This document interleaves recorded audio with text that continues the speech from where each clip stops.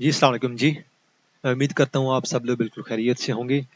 तो अक्सर मुझे व्हाट्सएप पे ना आते रहते हैं इनबॉक्स में लोग। तो मुझे अक्सर लोग यही कहते हैं कि आप जो भी टेक्निकल एनालिसिस करते हैं, वो आप कौन-सी वेबसाइट से करते हैं और कौन से इंडिकेटर यूज़ करते हैं।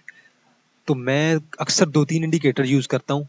एक बोलिंजर बैंड यूज़ करता हूँ और दूसरा मैं स्टोकेस्टिक यूज़ करता हूँ और मेनली जो मैं यूज़ करता हूँ वो मैं आरएसआई यूज़ कर सकता हूँ। इसके अलावा एमएसीडी भी आप यूज़ कर सकते हैं और 1-2 और भी हैं। लेकिन मैं जो बेसिक 3 यूज़ करता हूँ ना, मैं इस वीडियो में आपको वो इंडिकेटर बताऊँगा और जो चार्ट्स होते हैं वो मैं किस वेबसाइट से ओपन करता हूँ और कहाँ से ओपन करता हूँ, कैसे करता हूँ, उसके अंदर इंडिकेटर कैसे ऐड करता हूँ। तो वो सारी चीज़ें मैं अभी आपको इस वीडियो में बताऊँगा। मैं कोशिश करूंगा कि वीडियो को मैं ज़्यादा लंबा ना करूं, तो जितनी वीडियो शॉर्ट रहेगी आपको समझने में भी आसानी होगी। तो एक तो मैं यूज़ करता हूं जी, आपने गूगल पे जाना है, SCS ट्रेड लिखना है। आप SCS ट्रेड लिखेंगे तो आपके पास जो भी वेबसाइट आएगी आपने वो ओपन कर लेना है। ये आपके पास पहले आ जाएगी, ग्रीन कलर का इसका लोगो है। आपने आराम से इसे ओपन कर लेना है। तो आज असल में इशू ये था कि ये वेबसाइट चल नहीं रही थी, तो आज ये वेबसाइट यूज़ नहीं की, बल्कि आज मैंने एक और वेबसाइट यूज़ की है। आपने यहाँ पे टेक्निकल एनालिसिस में आना है और रियल टाइम एडवांस चार्ट में आ जाना है। रियल टाइम एडवांस चार्ट में आप जो ही आते जाएंगे तो ये सामने आपके इस तरह का पैटर्न आ जाएगा। तो ये अब करंटली देखे ना, ये वेबसाइट काम नहीं कर रही है, तो वेबसाइट में थोड़ा इशू है। तो इस वजह से मैंने आज भी ये वेबसाइट यूज नहीं की। तो मैं इसको आप इसका अल्टरनेटिव हल बताता हूँ। आपने जाके सर्च करना है सरमाया डॉट पी के ट्रेडिंग व्यू। ये मैंने ऊपर लिखा हुआ है। आप इस सारे को बेशक यहाँ से क्लिक करके ऐसे कॉपी कर लें। ऐसे आप ये देख लें, ये जो मैंने ऊपर ग्रीन ब्लू कलर में कॉपी किया हुआ है, ये आपने जाके गूगल में लिखना है और ओपन हो जाएगा। वहां पे जाके आपने अपना अकाउंट बनाना है। आपने सिंपल वहां पे अपना नाम लिखना है, ईमेल लिखनी है, पासवर्ड लिखना है और क्रिएट कर देना। उसके बाद आपने पासवर्ड और ईमेल लिख के लॉगिन कर देना है। तो सिंपल सा तरीका है। तो यहाँ पे KSE 100 ओपन है। तो मैं सिंपली कोई शेयर उठा लेता हूँ, कोई भी शेयर जो मेरे जेहन में आ रहा है। मैं फर्ज करें मैं बैंकल फलाह उठा लेता हूँ। तो मैं बैंकल फलाह ओपन कर लेता हूँ। अब मैं आपको बताता हूँ कि इसके ऊपर मैं जो चीजें मेनली यूज करता हूँ वो कौन कौन सी होती हैं। देखें, ये रही हमारी आज की कैंडल, सॉरी, बैंकल फलाह की आज की कैंडल हमारे पास ये रही। अब सबसे पहली चीज जो आप लोग पूछते हैं ना, कि जो सपोर्ट और रेजिस्टेंस होती है वो कैसे ड्रा करना है। तो मैं पहले आपको ना जरा इस ऐप के इसके बारे में बता दूं, वेबसाइट के बारे में, टूल्स को कैसे यूज करना है। उसके बाद मैं आपको बताता हूँ सपोर्ट और रेजिस्टेंस कैसे ड्रा करनी है और उसके बाद मैं आपको इंडिकेटर का बताऊंगा। ये देखिए सिंपल सा क्रॉस है। इसके अंदर डार्ट हो गया, एरो हो गया, इरेजर हो गया, आप कुछ भी इनमें से यूज कर सकते हैं। मैं सिंपली पहले वाला चूज कर लेता हूँ और इसी की बेस पे मैं लेफ्ट क्लिक करके मैं इसे दाएं बाएं मूव भी कर सकता हूँ, ऊपर नीचे मूव भी कर सकता हूँ। ठीक हो गया। और यहाँ पे बिल्कुल नीचे आऊंगा तो जूम इन जूम आउट का ऑप्शन आएगा और लाइट राइट और लेफ्ट का भी ऑप्शन आएगा।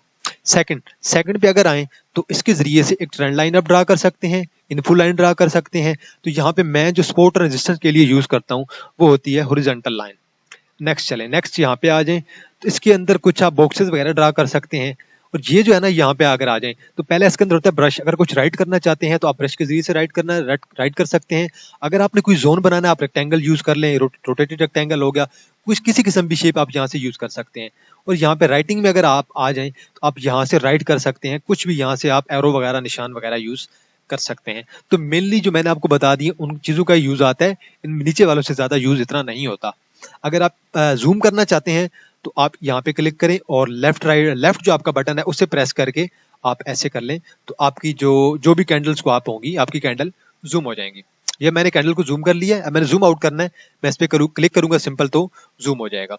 इसमें मैं किसी को शेयर को रख के कंपेयर कर सकता हूँ और यहाँ से मैं कैंडल्स हो गई, होलो कैंडल्स हो गई और लाइन वगैरह मैं ड्रा कर सकता हूँ कुछ भी। जैसे मैंने अब लाइन ड्रा कर लिया है, अब दोबारा मैं कैंडल की तरफ आ सकता हूँ। आप कुछ भी यूज कर सकते हैं यहाँ से अपने एनालिसिस के लिहाज से। और ये जो ऑप्शन है इंडिकेटर का है, यहाँ से आप इंडिकेटर यूज कर सकते हैं। यहाँ पे क्लिक करेंगे, यहाँ पे कोई भी इंडिकेटर लिखेंगे, आपके सामने बहुत सारे इंडिकेटर हैं, इंडिकेटर आपके सामने आ जाएंगे।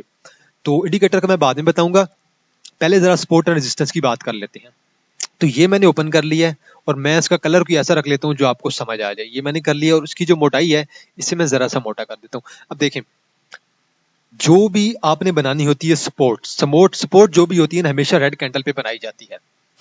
करंटली अगर आप देखें ये शेयर की प्राइस है वो 41 पे है, पेंकल फलाह की बात कर रहे हैं। अब इसकी जो नेक्स्ट सपोर्ट हमारे पास बनेगी वो रेड कैंडल के लिहाज से बनेगी। रेड कैंडल जो हमारे पास सबसे लोएस्ट है, रेड कैंडल हमारे पास ये वाली बन रही है और ये बन रही है 40.42 पे। नेक्स्ट आ जाए, नेक्स्ट आप रेड कैंडल देखिए तो ये यहाँ पे बन रही है 38 पे। आप 38 पे ड्रा कर लें, नेक्स्ट क्लिक कर लें। अगर आप नेक्स्ट ड्रा करना चाहते हैं तो नेक्स्ट देखें, ये जो रेड कैंडल आ रही है वो ग्रीन, दोनों ग्रीन के दरमियान आ रही है, ये भी एक हमारे पास सपोर्ट बन रही है। तो मैंने अब जब 3 सपोर्ट ड्रा कर दी हैं, तो अब आप और भी ड्रा करना चाहते हैं तो आप नेक्स्ट शेयर को नजर में रख के कर सकते हैं। ये जो नेक्स्ट इसके साथ कैंडल है ये भी आप यहाँ पे ड्रा कर सकते हैं। तो आप जितनी सपोर्ट चाहें, जितनी रेजिस्टेंस चाहे आप ड्रा कर सकते हैं। तो बेसिकली जो सपोर्ट और जो भी रेजिस्टेंस होती है वो एक पॉइंट नहीं होता, बेसिकली जोन होता है।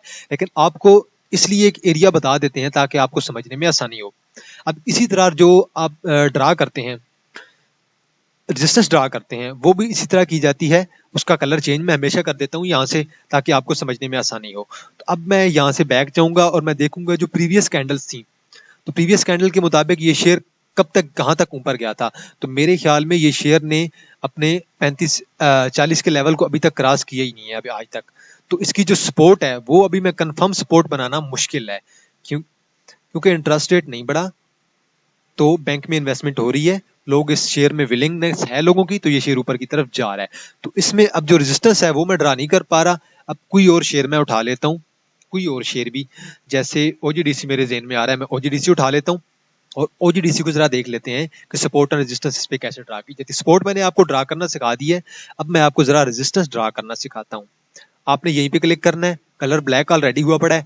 अब आपने देखना है इस ये जो कैंडल पड़ी है हमारे पास ग्रीन, ये ग्रीन कैंडल पड़ी थी 107 पे। 107 से ऊपर हमारे पास कौन सी प्राइस थी, 107 के पास ऊपर जो भी हमारे पास प्राइस होगी उसके मुताबिक हम रेजिस्टेंस बनाएंगे। तो मेरे ख्याल में करंटली ओजीडीसी में भी ऐसी कोई खास सपोर्ट रेजिस्टेंस हमारे पास नहीं बन रही है। तो ये जो रेजिस्टेंस होती है वो एक, अब जब नहीं बन रही रेजिस्टेंस तो देखें यहाँ पे बिल्कुल ये दोनों पॉइंट ऊपर हैं।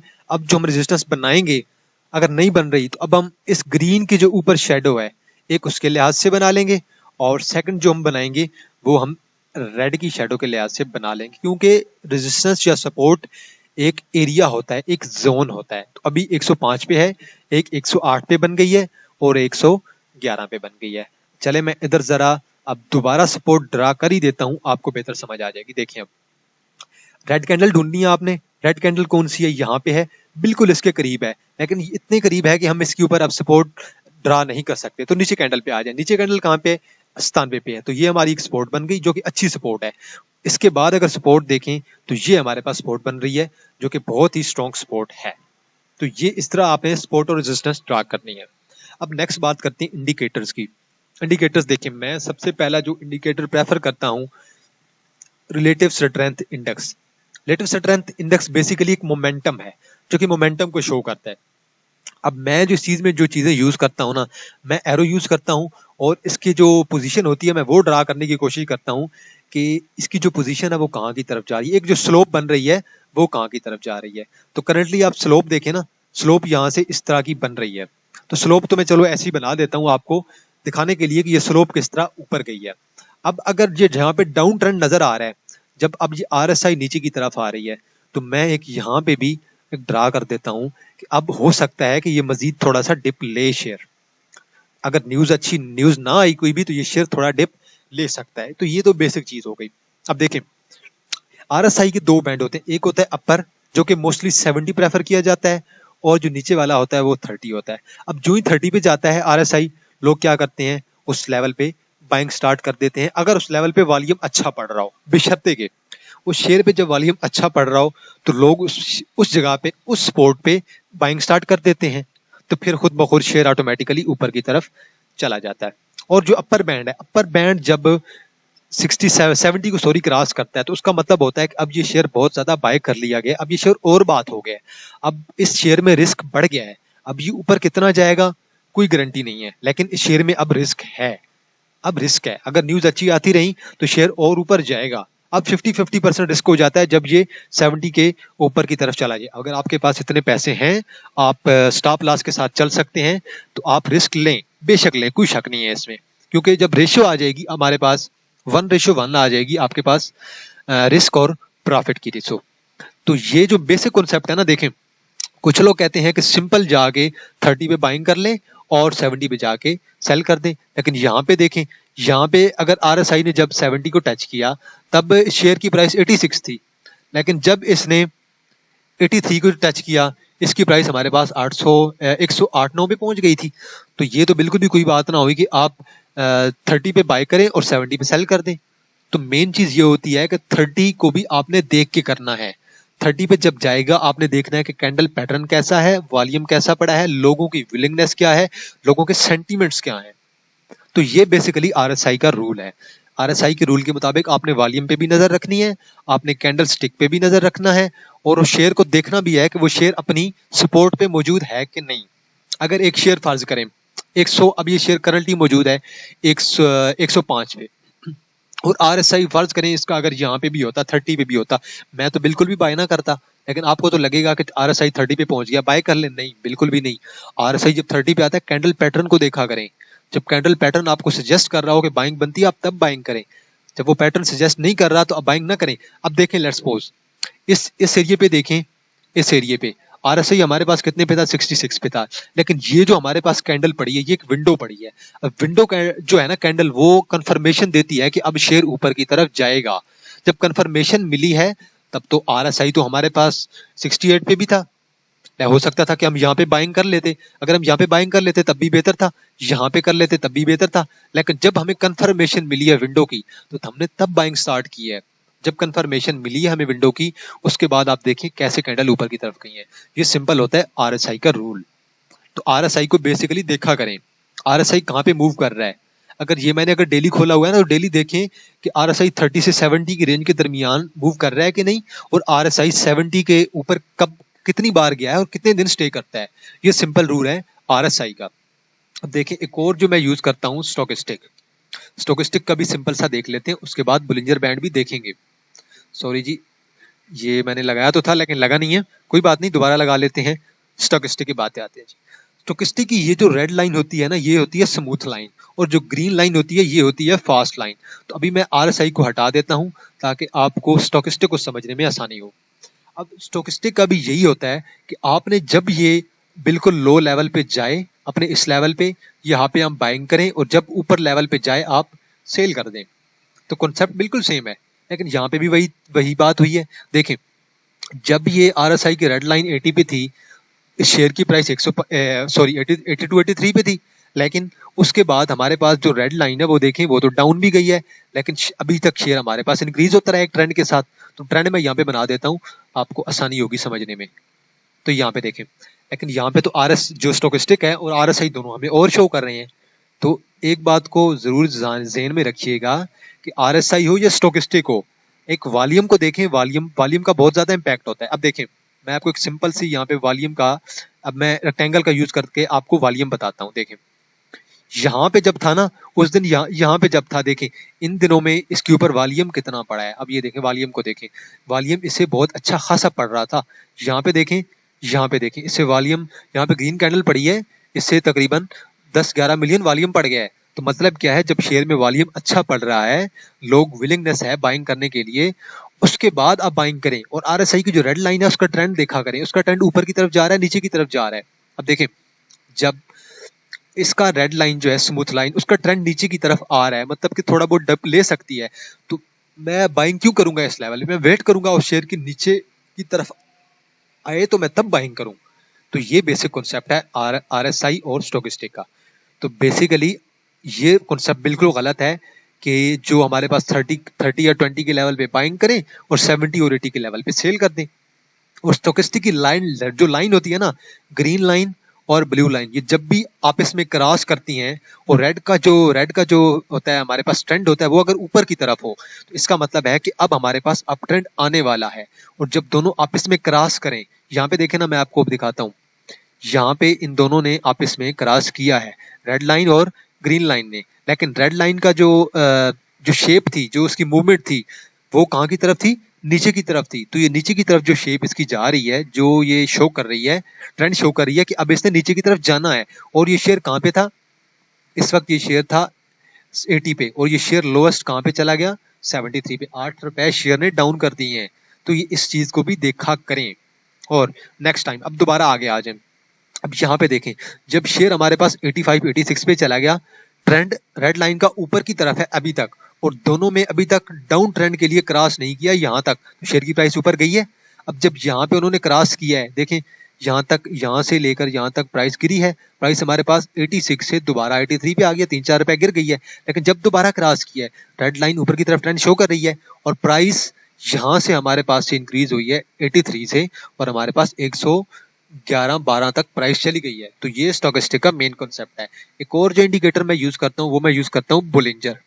अब बुलिंजर बैंड को भी देख लें जरा, मैं अब स्टोकेस्टिक को रिमूव कर देता हूँ और आपको बुलिंजर बैंड समझाता हूँ। अब देखें ये जो मैंने ड्रा किया ये भी मैं जरा रिमूव कर देता हूँ ताकि आपको समझने में आसानी हो। बुलिंजर की 3 बैंड होते हैं, एक होता है अपर बैंड, एक होता है मिडिल बैंड, एक होता है लोअर बैंड। होता है मोस्टली ये है कि लोअर बैंड पे बाइंग की जाती है, लोअर बैंड पे बाइंग की जाती है और अपर बैंड पे जाके कुछ वॉल्यूम निकाल दिया जाता है। लेकिन बात फिर वही आती है, अगर आपने यहाँ पे बाइंग की, आपने यहाँ पे सेल कर दिया 86 पे, 85 86 पे, उसके बाद शेयर तो 110 पे चला गया, तो आपने इस चीज को ज़हन में रखना है। ये जो हमारे पास कैंडल पड़ी थी विंडो, अब कैंडल का पैटर्न भी बहुत इंपॉर्टेंस रखता है और आपका मार्केट का लेवल भी। ये जो हमारे पास छोटी सी कैंडल पड़ी है, ये वाली छोटी सी कैंडल हमारे पास पड़ी है विंडो, इस विंडो की वजह से ये थोड़ा इंक्रीज नहीं होना था, इसने ज्यादा होना था। विंडो हमेशा अप ट्रेंड लेके आती है, और देखें इतना बड़ा हमारे पास पहले से डाउन ट्रेंड था।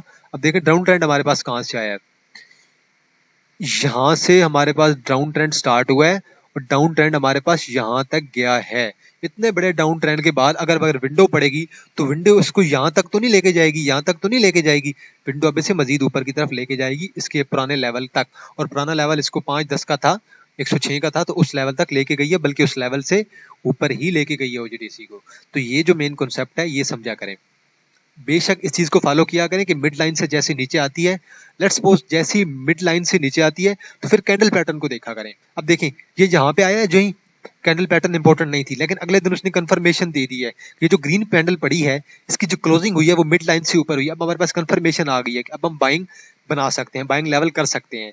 तो बुलिंजर बैंड ने आपको यहाँ पे सजेस्ट किया बाइंग करें, और कंफर्मेशन उसने यहाँ पे दी। कंफर्मेशन जब दी तो आप कंफर्मेशन पे भी बाइंग कर सकते हैं, यहाँ पे भी बाइंग कर सकते हैं। तो ये है बुलिंजर बैंड का कॉन्सेप्ट। करंटली अगर बुलिंजर बैंड को देखें, ओजीडीसी की जो इसका जो टॉप बैंड है उसके ऊपर पहुंचा हुआ है। अब अगर ग्रीन कैंडल अब पड़ी है, अब मे बी अब आपको वेट करना होगा कि नेक्स्ट कैंडल कौन सी पड़ती है, मे बी नेक्स्ट कैंडल नीचे की तरफ आए।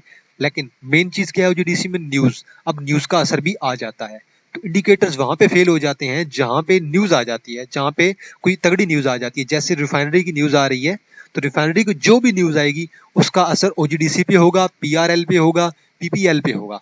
तो न्यूज का कॉन्सेप्ट भी इंपॉर्टेंट होता है इन इंडिकेटर्स के साथ साथ। तो 3 मैंने आपको इंडिकेटर बताए हैं, मैं दोबारा तीनों इंडिकेटर अब लगा देता हूं आपको यहीं पे, ताकि आपको फिर इंडिकेटर्स के नाम भी याद रह जाएं। और आप इंडिकेटर को जाएं, आप एससीएस ट्रेड खोलें या सरमाया.pk खोलें, आप वहां से खोलें और आप वहां से जाके स्टडी करें और इन तीनों को देखें ये मूवमेंट कहां से हो रही है। जब तक आप खुद प्रैक्टिस नहीं करेंगे आपको समझ नहीं आएगी। ये बोलिंजर बैंड मैंने ऐड कर दिया है, ये आरएसआई ऐड कर दिया है, और ये स्टोकेस्टिक ऐड कर दिया है। आरएसआई का जो मेन यूज होता है ना, आरएसआई आपको ट्रेंड बताता है कि ट्रेंड अप ट्रेंड जा रहा है कि नीचे की तरफ आएगा। एक तो बेसिक चीज आपको ये बताता है, दूसरा आपको डाइवर्जेंस पकड़ने में बताता है। डाइवर्जेंस का मतलब ये होता है आरएसआई अगर ऊपर की तरफ जा रहा है, प्राइसेस नीचे की तरफ आ रही है, मतलब जो प्रीवियस ट्रेंड है वो अब गिर सकता है। अगर शेयर ऊपर की तरफ जा रहा है और एक डाइवर्जेंस आ गई है, अब इसका मतलब ये है कि अब जो शेयर ऊपर की तरफ जा रहा था अप ट्रेंड, वो अब डाउन ट्रेंड दे सकता है।